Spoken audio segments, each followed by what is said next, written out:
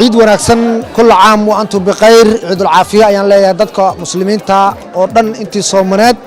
جارهان ومدة الصومالية وحن لا عيد العافية عيد إلهي نوجر سي بش برواقه وحاجة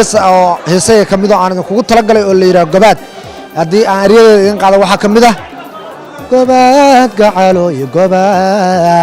جبات حمنا جيالي بدي قروح لو كنت وحتى هي كارثما قعلو قاري حيلتنا نفتي كو قمني كونوا عاشقيو قعلوه بدون حبك ويا البدن وانقبي ونوي ويا البدن وانقبي ونوي قباد وقتك إقبي محمد جامع صلاة وإذن له عيد العافية عيد ونكسر بسم الله الرحمن الرحيم وإذن السلام ميل البعد شوكتان عيد ونكسر يا إذن الله هاي magacaygu waa Shaadi Cabdullaahi Abuukar Shaadi Sharaf waxaan halkan ka qaadayaa hees bila muusiga adduunwa xirba xiro sidii way xabag cadaado xilbay arjiri wadaagta inagu xidadiyo gumbaano amma salaamaha xubnaha xumaan haygu darin waxyeelay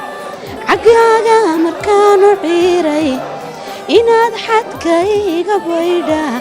عيركيسا جعيلك ماهي حنيا عيدي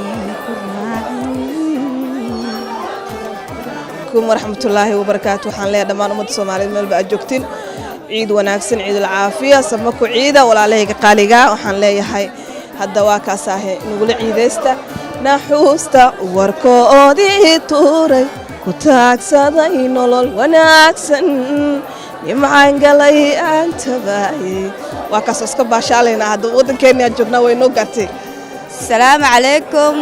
عيد وناكسن دمانتين magacaygu waxa waa Nadiif Ibrahim Nadiifo nini u taqaaniin waa gabadhii maskiinta ahayd ma fahantiin marka waxa idin leeyahay ciid wanaagsan bashbashi barwaaqo igu ciida aadan u faraxsana maadaama barnaamijka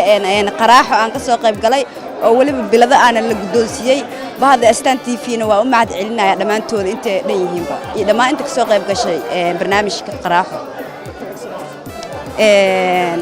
xidig baan u ahay quruux xulashan u ahay kow ha xaragan u ahay gabadh dhaqankana ma xoorine haddaan xaalku been iyo xiisa uun ahayno xubbigu runka yahay jacaylkan waa jira magacayga Iqra Xasan Maxamed Indhadeeq ummadda muslimiinta meel walba joogaan waxaan leeyahay ciid wanaagsan intaan islaha ilduufka intaan islaamaganaada dhowr intaan islaha axdibaad ka shayay jacaylkaadkee